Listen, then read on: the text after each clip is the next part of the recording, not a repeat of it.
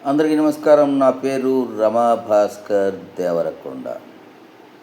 ప్రపంచవ్యాప్తంగా ప్రజలందరి నోట్లోనూ ఈ మధ్యన ఎప్స్టీన్ ఫైల్స్ అనే భాగవతం ప్రపంచవ్యాప్తంగా ప్రతివారు డిస్కస్ చేసుకుంటున్నారు. జెఫ్రీ ఎప్స్టీన్ అనేవాడు తన లైంగిక కార్యక్రమాలకి ముక్కుపచ్చలారని పసిపిల్లల్ని బలి చేశాడు. ఆ ముక్కుపచ్చలారని పసిపిల్లలను అనేక పెద్దవారికి ఎరచూపి వారందరినీ లొంగదీసుకుని వారిని బ్లాక్మెయిల్ చేశాడనే వార్తలు గుప్పుమంటున్నాయి ప్రపంచం. ఈ లోపల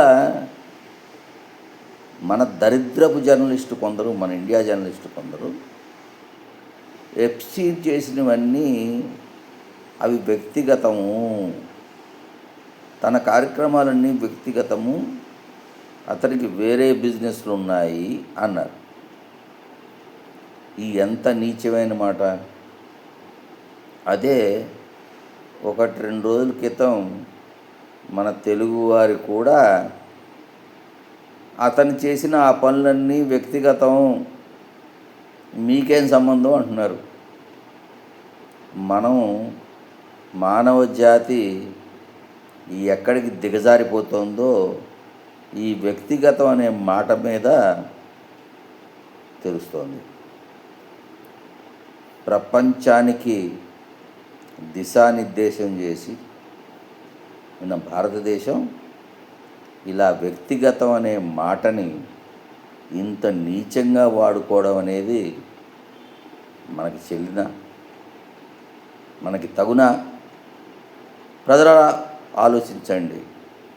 ఏది వ్యక్తిగతం, ఏది కాదు?